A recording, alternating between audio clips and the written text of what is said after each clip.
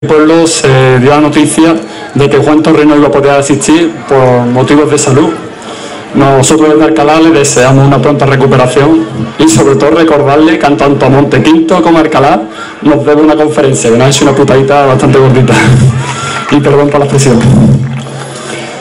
Bueno, pues a continuación os voy a presentar a José Torres Gutiérrez. Es un vecino alcalareño comprometido e indignado con la exclusión y pobreza social. Es profesor de la Universidad Pablo Olavide y doctor en Geografía desde 2009 y especializado por sus investigaciones en temas de desigualdad, pobreza y exclusión social.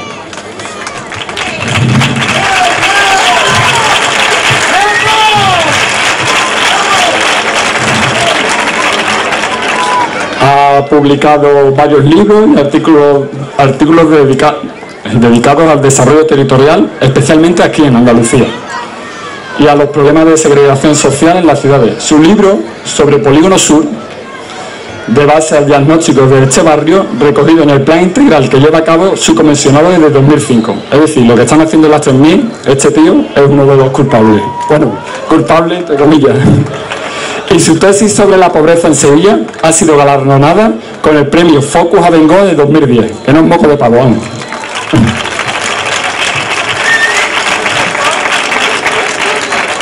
Bueno, pues aquí os dejo con José, que nos dará una pequeña conferencia sobre desigualdad y dignidad ciudadana. Una vez que haya terminado, por favor, que tenga alguna pregunta, duda, cualquier cosa, que levante la mano, que aquí el compañero le pasará un micro, que aquí encantado el compañero resolverá la duda. Y el príncipe de Alcalá, José, le agradece el enorme esfuerzo que ha hecho al asistir hoy aquí y, por favor, un aplauso, que le damos enhorabuena por su segunda paternidad.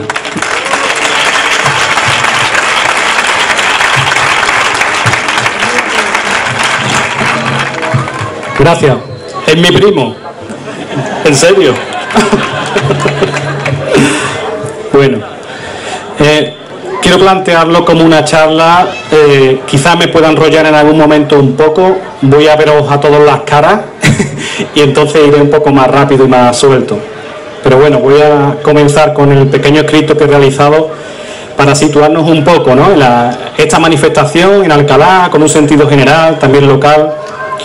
Y bueno, como ha dicho Kiko, mi primo de verdad, pues después alguna duda, alguna pregunta, tanto yo como los compañeros podemos responder a ella. El contexto. La pobreza se ha incrementado. ¿Se escucha bien? La pobreza se ha incrementado, las desigualdades también. Cierran o trasladan empresas, los problemas ambientales y sociales se recrudecen, pero los grupos acomodados y las clases privilegiadas siguen manteniendo su estatus y su influencia, evitando caer y tener que desenvolverse con los de abajo. La democracia en todo esto no hay quien la reconozca.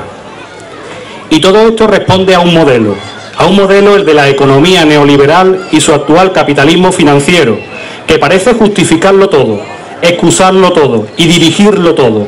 Ese modelo, plataforma a su vez de ese ente que se pretende abstracto, que se conoce como los mercados, parece que dirige a la humanidad con su divino brazo extendido y su dedo indicador a un paulatino, progresivo y compartido desarrollo. ¿Desarrollo? ¿Pero qué es desarrollo? ¿Se puede hablar de desarrollo a escala global cuando existen 4.750 millones de pobres en el mundo, cuando el 45% de la población mundial no tiene acceso a agua potable? Cuando 12 millones de niños mueren al año a causa de enfermedades curables, y todo eso no es consecuencia de la crisis. Todo esto que digo es antes de la crisis. Se trata de un modelo y un sistema que ya encontró su límite hace años en la propia naturaleza, convirtiendo lo ambiental en una amenaza para todos, pero más amenazante si cabe, como siempre, para los más pobres. Y también encontró el límite y una dramática contradicción en su humanidad. La pobreza y las desigualdades que se mantienen y recrudecen ponen en cuestión el modelo, el sistema y ese interesante concepto que se ha convertido en una gran mentira, lo de la sostenibilidad. Pensando en el desarrollo específico de la crisis que nos azota, este modelo neoliberal y su capitalismo financiero ha llegado a su manifestación más severa. Y podría decirse también que es esperpéntica.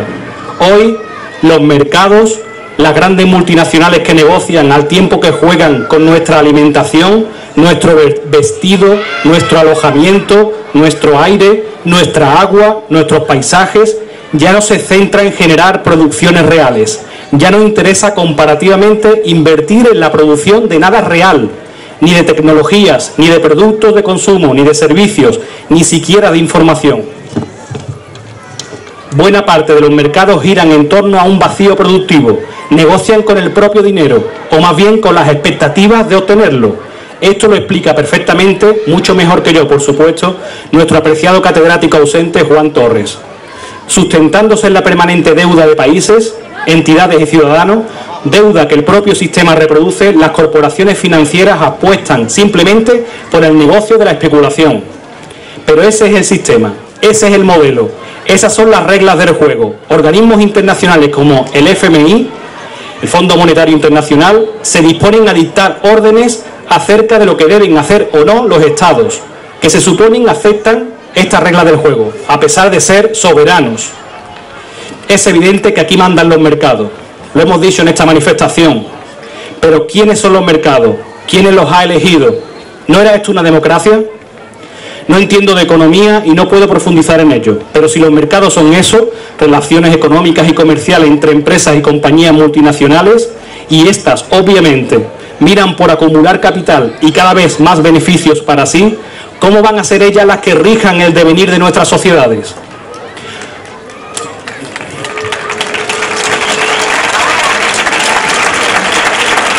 ¿Por qué hay que contentar a los mercados?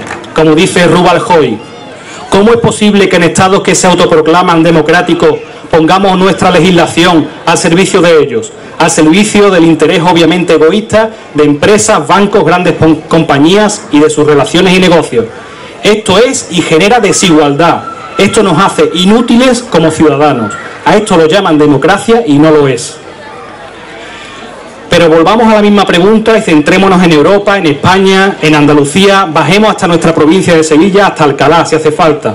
¿Qué es desarrollo? ¿Se puede hablar de tal desarrollo cuando el sistema nos va haciendo vulnerables, desprotegidos, invisibles e inmóviles? Voy a tratarlo de hacerlo rápidamente, sin enrollarme demasiado, pero hay 4 fenómenos, 4 aspectos que nos hacen esto que acabo de decir. Es de vulnerables, desprotegidos, invisibles e inmóviles. Por un lado, la flexibilización y precariedad del mercado laboral nos hace vulnerables. Desde el último cuarto del pasado siglo XX, la orientación neoliberal de la economía a nivel mundial ha sido prácticamente definida. El desempleo o la obtención de unos sucesivos empleos en precario se convierte en una de las principales causas de la pobreza. Ciñéndonos a los umbrales que suelen establecerse en función de eso, de la medición de la pobreza, Cáritas estima que existen ya más de 9 millones de pobres en España. Pero el paro, como sabemos, no solo influye en la limitación de nuestra renta y recursos. También el paro es un problema social, familiar, psicológico, que arrastra a otras situaciones y que a partir de ello puede conducir a lo que se denomina exclusión y vulnerabilidad social. Ese es el primer punto. El segundo punto, el primero nos hace vulnerables, el segundo nos desprotege. ¿Y ese cuál es? Ese es el desmantelamiento del estado del bienestar. Y bien lo que lo dice uno de los intelectuales, filósofos cercanos al movimiento, como es Vicent Navarro, profesor de sociología catalán, sociología política. Otro de los motivos que conducen hacia la vulnerabilidad es el proceso por el que se ha ido desmantelando el estado del bienestar, que además teníamos a medio construir en España y más si cabe en Andalucía. Si bien leyes como la ley de la dependencia son positivas, sobre todo si se aplican con mayor efectividad y extensión, las iniciativas de privatización en ámbitos como el educativo, pensemos en el universitario, y en aspectos de la sanidad, dan lugar a que, como siempre, las clases medias y más desfavorecidas agraven su situación, mientras que los grupos privilegiados ni se enteren de la reforma que se aplican. Tercer punto, el debilitamiento de las redes y lazos sociales, nos hace invisibles. Éramos vulnerables, somos desprotegidos y ahora somos también invisibles. ¿Por qué? La ruptura y debilitamiento de algunas redes y lazos sociales, como la de la familia, las amistades, el vecindario, etcétera, han ido cediendo ante los impulsos del consumismo, del individualismo, del propietarismo, aspectos muchos de ellos guiados por la propia ideología capitalista y el modo de vida al que conduce. Y cuarto, el deterioro de la democracia y de nuestro sentido político. Todo lo anterior sería menos grave si pudiéramos ejercer nuestros derechos ciudadanos. Participar en la vida política parece reservado para aquellos que han convertido a la política en su profesión. Participar en una democracia nos dicen que es, sobre todo, y a veces, si puede ser, únicamente, votar en unas elecciones cada cierto tiempo. Y sin embargo, todo lo que estáis aquí, porque estáis aquí, sabéis que no es así. Nuestra soberanía como ciudadanos nos debe llevar a preocuparnos y participar en las cuestiones generales que afectan a nuestro entorno local, regional y estatal, en el sentido más propiamente político, en reivindicaciones, iniciativas legislativas, en referéndum, en el sentido más propiamente ciudadano, interesados por la reclamación de derechos, defendiendo el patrimonio, participando en la cultura. Pero el deterioro de los mecanismos de participación y el distanciamiento de aquellos que ejercen como políticos, supuestos representantes a los que el pueblo delega, que no entrega, el pueblo delega en ellos el poder, no se lo entrega durante un periodo de tiempo, conduce a un mayor desamparo y a veces a una gran dosis de apatía y desinterés. ¿Os suena esto en Alcalá, verdad? En definitiva, la flexibilización y precariedad del mercado nos hace vulnerables, el desmantelamiento del estado del bienestar nos hace desprotegidos, el debilitamiento de las redes y lazos sociales nos hace invisibles, el deterioro de la democracia, de nuestro sentido verdaderamente político, nos hace inmóviles y a veces incluso imbéciles. La metáfora del tren en marcha, interesante por sencilla, permite visualizar qué está ocurriendo con estos procesos socioeconómicos y políticos.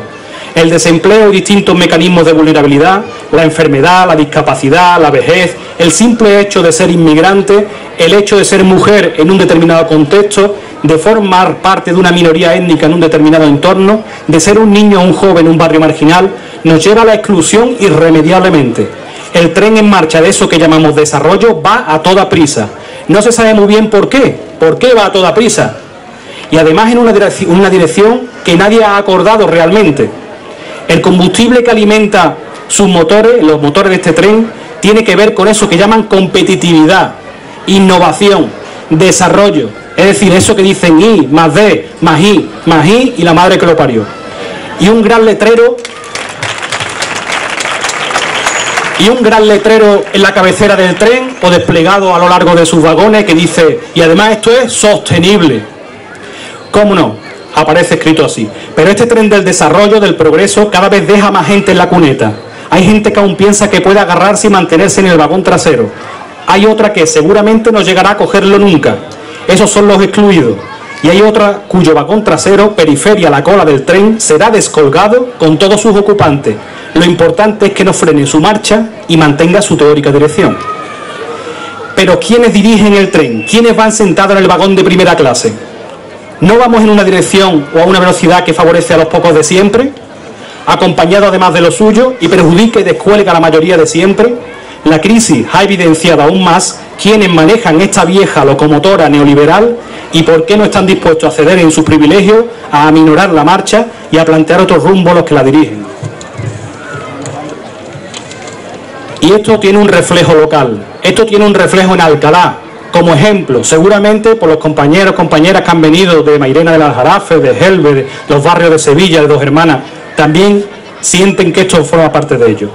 Voy a sintetizar todo lo que he comentado hasta ahora para explicar lo que significa la crisis capitalista, la crisis a la que nos ha llevado el capitalismo, ojalá fuera crisis capitalista, y cómo eso tiene su manifestación en las desigualdades y en el distanciamiento político que aparece en este tipo de pueblos, en poblaciones como la nuestra, como Alcalá. Y para entenderlo voy a enunciar simplemente una serie de hitos y hacer ver con ello una serie de contradicciones. Vais a entenderme. Alcalá, Reserva Industrial de Andalucía. Curiosa catalogación, pero ya dejó de serlo. Se marcharon unas cuantas empresas. Fibras Alcalá, Roca, Fle, ya hay poco que reservar, ¿verdad? Alcalá, amiga de la infancia, aunque no sabemos si también es amiga de los niños que viven en la chabola de la vereda del Cerero. O si nuestros representantes están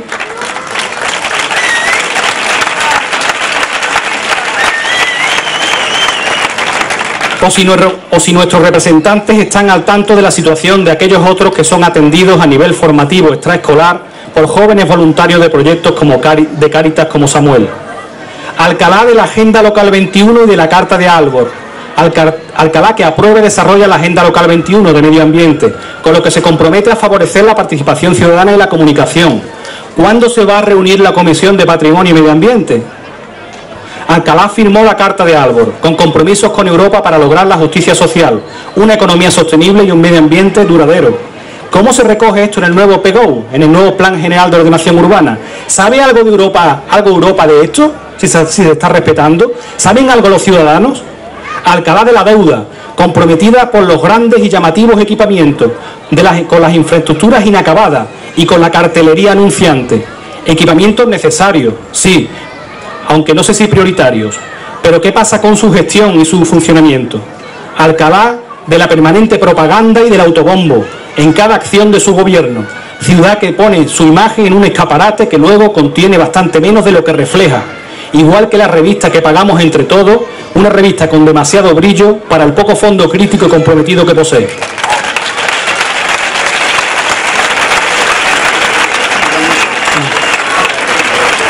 Alcalá y la calidad de vida, pero en todos sus barrios, en Rabesa, la integración urbanística ha sido realmente efectiva, pero sigue faltando un fundamental trabajo educativo, social y comunitario.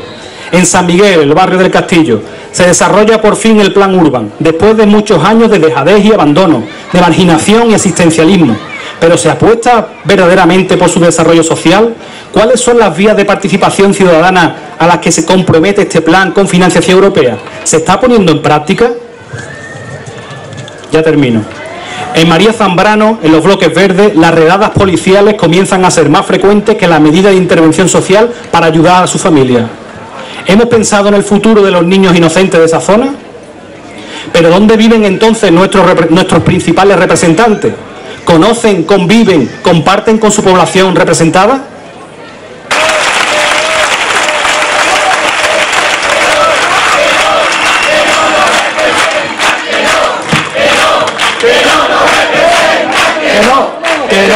Que no nos representan, que no nos representan.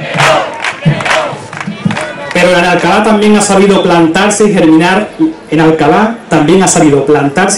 la indignación. También ha visto que este movimiento aparecía, como en otros lugares, con ciertos rasgos de espontaneidad y compromiso.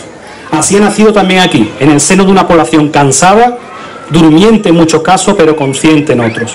Desde aquí, desde este movimiento de 15 en Alcalá, se han planteado todo tipo de cuestiones en asamblea, precisamente muchas de ellas celebradas aquí donde estáis, en las gradas de este auditorio del nuevo Parque 15M. Se ha difundido información de realidad política y social que nos acecha. Se ha participado en varias manifestaciones y numerosas acciones. Algunas han recibido ya algún empujón que otro tratando de evitar desahucio. Se han apoyado iniciativas legislativas populares, se han pedido firmas para cambiar el horario de plenos municipales, etcétera, etcétera, etcétera, etcétera.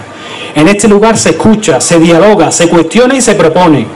Eso quiere decir el 15M, una reacción puramente ciudadana que nace de la indignación para moverse con un objetivo de transformación. Abramos los ojos, por favor. Alcalá despierta de una puñetera vez.